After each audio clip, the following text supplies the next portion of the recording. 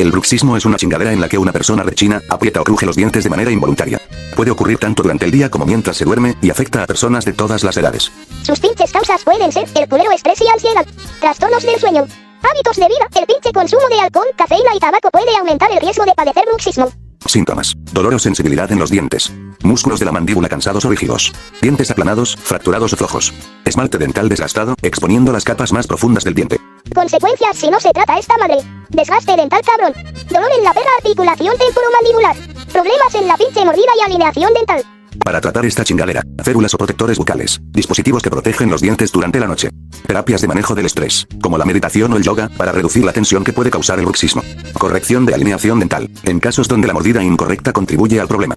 Eso sería todo, te invito a mi grupo de WhatsApp para odontólogos.